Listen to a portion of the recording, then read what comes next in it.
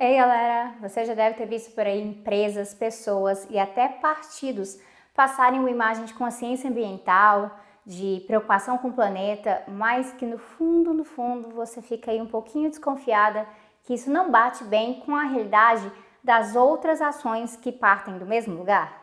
Pois é, e isso tem nome. No inglês chamam de greenwashing. No português a gente pode chamar de lavagem verde ou fachada verde, eu já ouvi também. E essa lavagem, ela é enganação mesmo. Então, bora falar disso hoje aqui no Tese 11.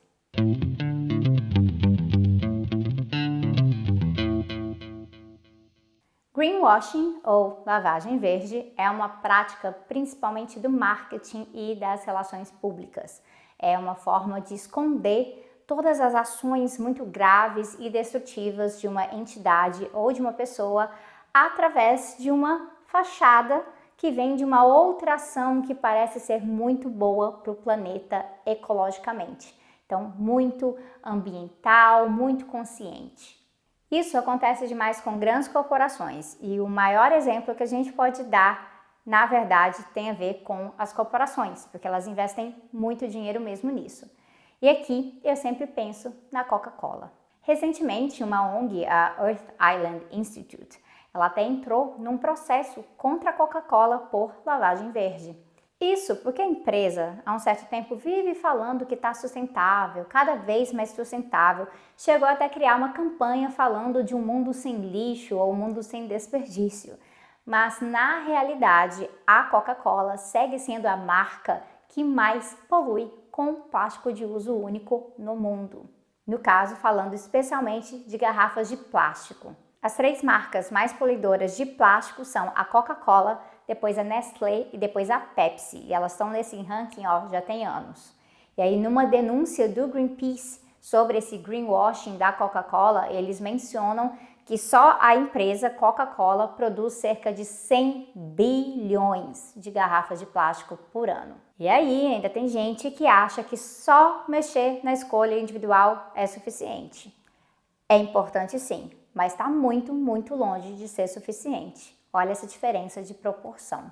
E eu vou deixar o relatório sobre essa poluição da Coca-Cola aqui nas referências para vocês. Vocês sabem que aqui no Tese 11 as referências são sempre garantidas. E assim, aproveita para se inscrever, não se esqueça de comentar, isso sim faz toda a diferença. A questão é que mesmo sendo a marca que mais polui o planeta com plástico, a Coca-Cola consegue vender uma imagem de que tá mudando, tá ficando mais sustentável e às vezes, para piorar, ela consegue fazer isso com parceria até mesmo de ONGs que são referências de ambientalismo. E aí um grande exemplo disso é a parceria de mais de 10 anos da Coca-Cola com a WWF.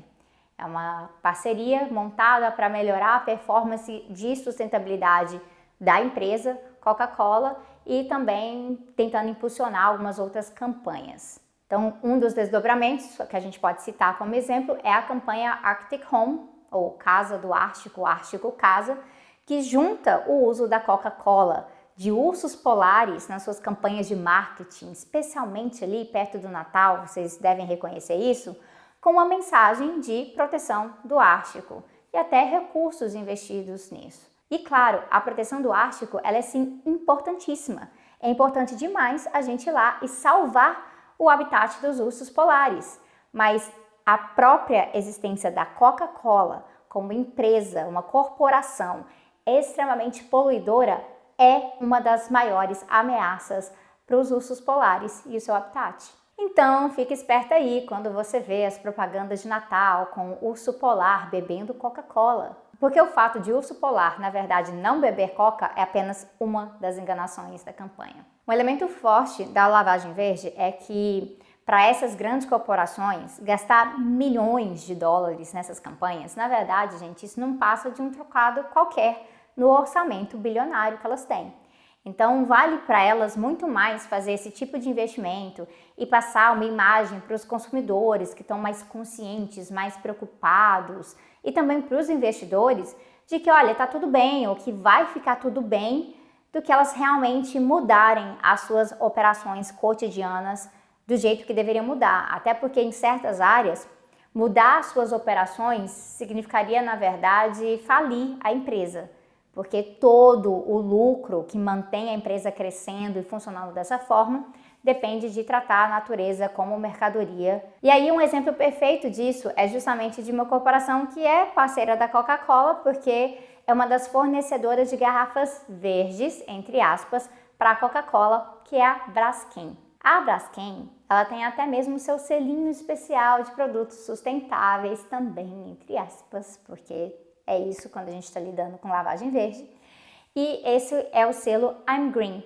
E aí nesse selo eles falam de economia circular, de inovação e de todas essas coisas. Enquanto isso, falei Braskem, né? Então quem é de Maceió aqui sabe bem que a realidade é outra, não é? A mineração da Braskem em Maceió já atingiu pelo menos 4 bairros da cidade que começaram a afundar. Isso mesmo, o solo afundando. E o Serviço Geológico do Brasil identificou que as rachaduras nos bairros foram causadas, sim, por décadas de extração pela Braskem de sal-gema. E aí, sal-gema é algo que é usado na produção de algumas coisas, como PVC, isso mesmo, plástico. Pois é, né? Já deu para perceber, né? Enquanto isso, para piorar, a Braskem está aí recebendo reconhecimento da ONU em responsabilidade social e direitos humanos. E é assim que a enganação verde segue firme, firme e forte. A realidade é que não existe conciliação entre sustentabilidade e a sede capitalista por lucro. E se você tem mais interesse nesse assunto, você pode acompanhar os nossos vídeos na playlist aqui sobre ecossocialismo. Mas a realidade também é que a lavagem verde é uma tática que funciona muito bem. Ela funciona tanto que até governos praticam isso, candidatos nas suas campanhas. Então, por exemplo, quando o Justin Trudeau, no Canadá, passa toda uma imagem ali de todo preocupado com o planeta. Primeiro vídeo no canal falando disso aqui.